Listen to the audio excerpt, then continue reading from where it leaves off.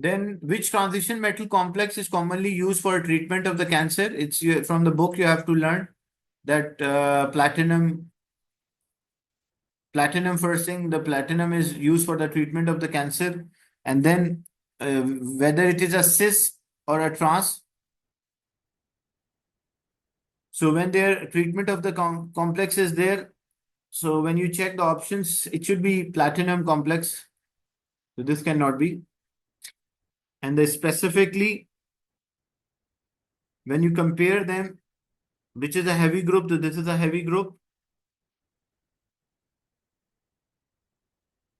And when you compare this one is a heavy group. Why this is not the right? Because when you compare, both of them are the same one. Or you compare you compare from this one, like divide into halves. One is in, another one is out. So which one is the heavy group? Is here, and the heavy group is here. Like CH3 is a heavy group. This you have to memorize from the text in the book. You will memorize the specific the compound which is used for the treatment of the cancer. They given the exact structure in the book as well. Which reagent, when added to sodium dichromate 6, cause a shifting of equilibrium, formation of a yellow? So sodium dichromate, look, changes because dichromate, when it changes from orange to yellow, there is no change in oxidation number. It's only the change in the shifting of equilibrium. When we write a balance equation, a dichromate ion turn into chromate ion, CrO4. So equation must be balanced. This charge is -2 or 2 minus. This charge is +6 is -8. So this is +2. Each -8 and plus, yeah, +2. Sorry, -2, I mean, dichromate. Now we balance the equation by adding a water. So this will have one water molecule to balance oxygen. We balance the hydrogen by adding a proton. So this will have 2 protons. And we balance the charge by adding electron. So this should have 2 electrons, like -2 total charge and -4 and +2.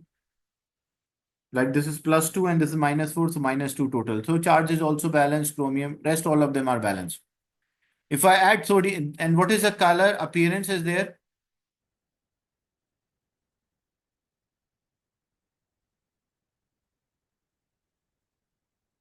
For the color, what is the appearance of this? This is orange in color. And this is yellow in color. We want the equilibrium or the balance to shift towards the right hand side. So if I add a sodium hydroxide is an alkali. Alkali will react with a proton, so amount of hydrogen ion in the equilibrium mixture will decrease. So where the balance or equilibrium will shift towards the right hand side. So that's why we should add sodium hydroxide. If I add a hydrochloric acid, the equilibrium will shift toward the left hand side. So I'll get more orange color. If I add a zinc is itself, it will be oxidized and reduce the chromium to lower oxidation number like chromium 3. And hydrogen peroxide, it is an oxidizing agent, so it will not cause any change because chromium is maximum +6. It cannot go above +6. So this hydrogen peroxide will not, it's a oxidizing agent itself, it is reduced, but will not cause a color change. Chromium will cause a color change. It will form zinc will cause a color change. It will produce a chromium 3 ion, and chromium 3 ions are green in color. So that's why A is the right answer. Is it clear? Question 5. You said, sir, that hydrogen peroxide won't form yellow Hydrogen solution. peroxide is an oxidizing agent. Already chromium is +6, so it cannot oxidize chromium. Like dichromate, chromium is already +6, so it cannot get above 6. So that's why hydrogen peroxide will not cause any change in the chromium. Zinc will cause a change, but it will reduce the oxidation number. A titer has an uncertainty of 0.03%. With the uncertainty in the burette, what is most likely to a value? Look, percentage uncertainty is equals to uncertainty of a burette multiplied by 2 divided by value recorded into 100. That's a formula. So percentage uncertainty is 0.32. The value recorded we don't know, that is unknown. The uncertainty is 0.05 times 2 multiplied by 100. Because the burette is, we read it twice, so the uncertainty will become twice. So 0.05 times 2 times 100 divided by 0.32. What is the answer for X? 0.05 times 2 times 100 divided by 0.32. Which one it matches with? C. C, okay. So 31.25. Is it clear? If it was a pipette, then we don't multiply the uncertainty by 2 because in a pipette we use a single fixed volume, so it is not multiplied by 2. Question 7. This question is about the repeat unit of polymer PET has a structure. What is the percentage by mass of a carbon in the repeat unit? So what you have to do, you have to count the carbon atom 1, 2, 3, 4, 5, 6, 7, 8, 9, 10. So 10 carbon atoms are there, 12 multiplied by 10. And then the total mass of this unit.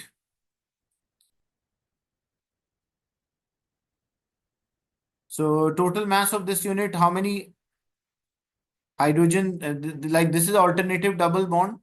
So this will have a hydrogen, this will have a hydrogen, this will have a hydrogen, this will have a hydrogen, this will have two hydrogens, this will have two hydrogens. So what is it like, and how many? So 1, 2, 3, 4, 5, 6, 7, 8. So 1 multiplied by 8 plus oxygen is 16 multiplied by 4 plus carbon is 12 multiplied by 10. So it is 120 divided by 16 times 4, 30, 64. 64 plus 120, 184, and 184 plus 8. So it will be 194, 192. 120 divided by 192 into 100. What's the answer? 120 divided by 192 into 100. 62.5 B. So 62.5 B will be the answer. Is it clear? We just need the percentage, how many carbon atoms we worked out, and then divided by the total mass of this repeat unit, we'll get the percentage of the carbon by mass. One of the monomer used in a PET is a benzene 1,4-dicarboxylic acid. How many peaks are there for carbon 13? Carbon, like how many different carbon environments are there? So this is a carbon. These two will be same peak. These two will be same. Like these four will be same actually, because if you see the neighbors, it will be CH2 and this is, so 3 carbon environments are there. Like these two are same, this two represent same, and these two, because this is CH and then around the symmetry is there around them, so they are same. So that's why 3 peaks are there. Like how many carbon environments, different carbon environments, that we have to work out. The next is the repeat unit of another polymer has a structure. The polymer is formed from the repeat unit. And so this polymer, as you can see, what kind of polymer is this? If you see the square bracket and the line in the carbon chain is there. So this given indication, it's an addition polymer. An addition polymer is all formed by a single monomer. So a single type of monomer will form this addition polymer. How we identify it's an addition? Because if it was not like when the linkage between the units is by carbon chain, it is definitely addition. If it was by a carbox, like a ester linkage is there, oxy linkage is there, amide or a peptide linkage, then it will give an idea it might be condensation. Because as you can see here, the polymer was having oxy linkage, like, or ester linkage, you can see, like ester is present in between. So it means it's a condensation. But the one which we is given in the question, the carbon chains are linked, so it is addition polymer. Which of the ion is formed when a mixture of a sodium nitrite and a dilute hydrochloric acid with a phenylamine at 5 degrees. So it will form an disonium ion. So which one is representing the correct structure of a disonium ion? This is not disonium ion. There should be a nitrogen-nitrogen triple bond, but the positive charge is the one nitrogen which is attached with the benzene ring, because that nitrogen is forming 4 bonds. So how it is forming 4 bonds? Nitrogen belongs to group 5. So if one of the electron is being lost, so the nitrogen will be plus 1. And now it can form 4 bonds. So the center, the one which is attached, forming a 4 bond, that is the disonium present in a disonium compound. Because if this is plus 4, like plus 1 charge is there, it cannot form a 3 bond, it should form 4 bonds. As there is there are 4 electrons available. Question 9. This question is about the Grignard reagent. Grignard reagent means a reagent which we produce by mixing the magnesium with this halogenoalkane. So the Grignard reagent can be prepared by mixing a 1-bromo 2-methyl propane with magnesium in a flask containing a dry solvent and anti-bumping granule. Which solvent is used? So you have to learn the reaction condition. We use dry ether for a preparation of a Grignard. So dry ether is used. This is related to memorizing the. Then why are anti-bumping granules are used? What is the purpose of the anti-bumping granules? To make sure that there's a smooth boiling and the bubble size, the bubble should form, small size of a bubble will form. So make sure to ensure that it's boiled smoothly. We use the anti-bumping granules. That was there in AS as well. And then the structure of 2-methyl propyl magnesium bromide is shown. Which statement describe the circle carbon? So what could be this circle carbon be in a Grignard reagent? What will be the charge on the circle carbon? Look, magnesium is a +2 charge. So one of the electron is transferred to the bromine, and one of the electron is transferred to this carbon. So the carbon will have a negative charge, bromine also a negative charge, and they are both attracted towards the magnesium because the magnesium is +2. So this carbon should be negative to be attracted, and a bromine should also be negative to attracted towards the magnesium. And if it is a negative charge, like how we can classify this? If a negative charge, it will be attracted towards the positive center. So what it should be? It should be a nucleophile. Like this will be acting as a nucleophile. Main purpose of using a Grignard reagent, if you want to add a carbon chain, like we want to add a carbon chain to a molecule, we react with a Grignard reagent. That this carbon chain will be attached to the carbon. Like example, if I say I have CH3, CH2, CH2 and Br is there. So this carbon is partial positive and this is partial negative. But in a Grignard reagent, like this is our Grignard reagent,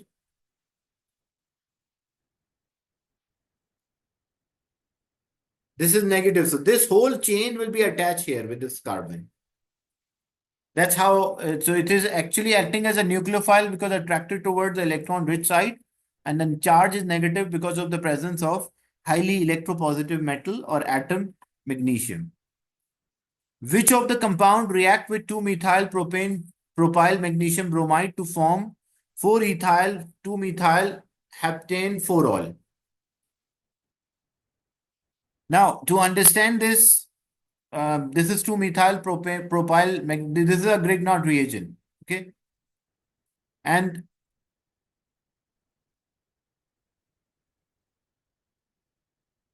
usually what we do is, main purpose of the Grignard reagent is converting these like ketones rather than alcohol ketone carbonyl groups. If you want to add a carbon chain, we do that. Let's see if it was a hexanon. Before going to this, I will just quickly recap what about the Grignard reagent.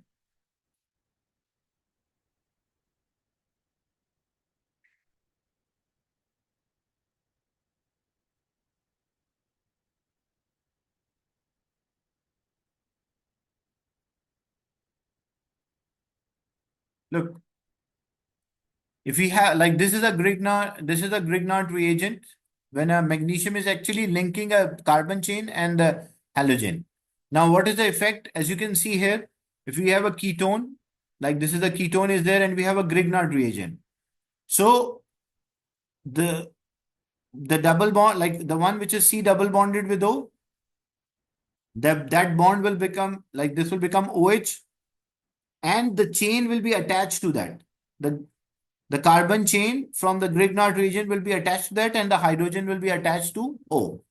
So main purpose is adding to a carbon chain, as we have like this group is there, carbonyl group C double bonded with O in a carbon chain. This is partial negative, carbon is partial positive. And we have a Grignard reagent, like say this is a Grignard reagent, Mg and Br. So, say this is a Grignard reagent. So what will happen? This whole carbon chain, which is having 3 carbon, will be attached here. So 1, 2, like 1, 2, and 3 will be there. And this double bond will break and will become OH. Okay, that is what actually happened in a Grignard reagent.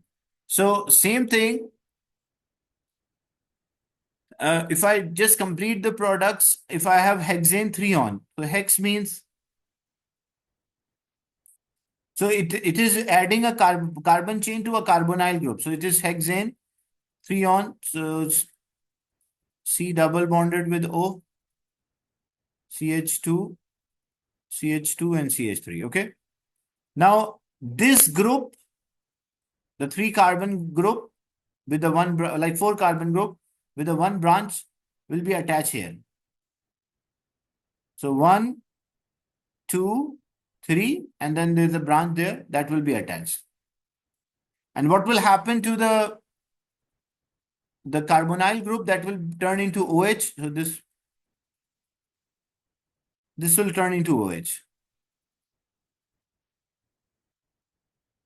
Okay, this is what actually happened whenever a reaction happen or reaction occur with a Grignard. So we'll check which one it matches with. So means like this looks like a group which is attached here. As you can see, this is a group, this is the same group attached.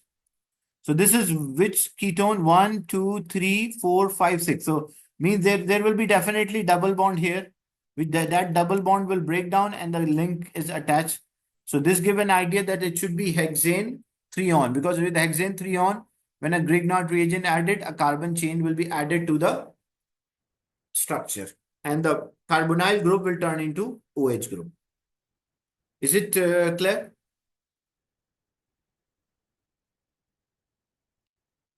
Yes, sir.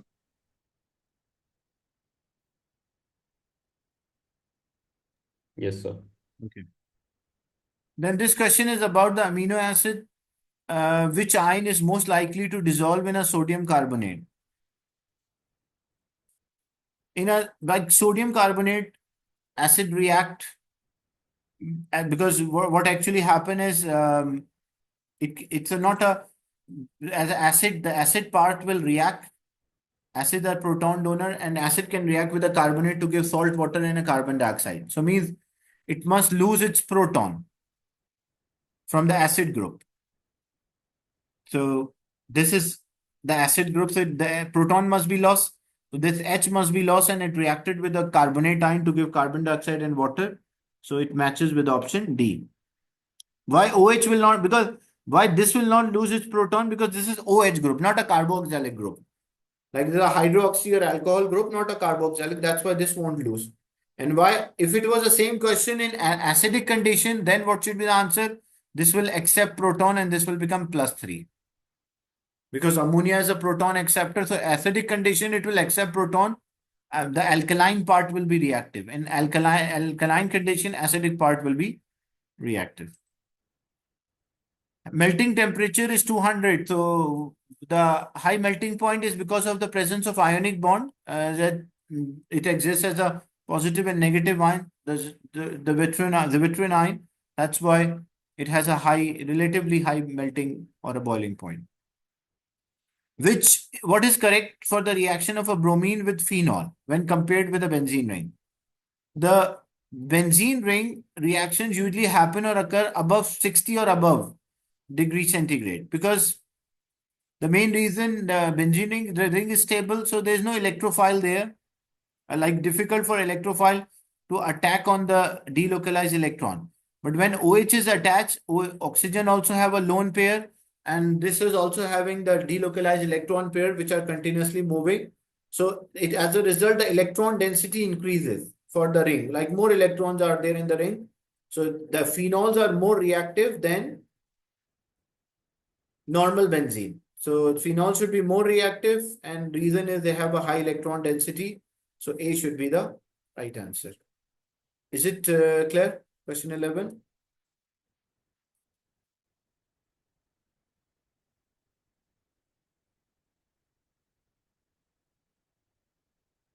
Sir,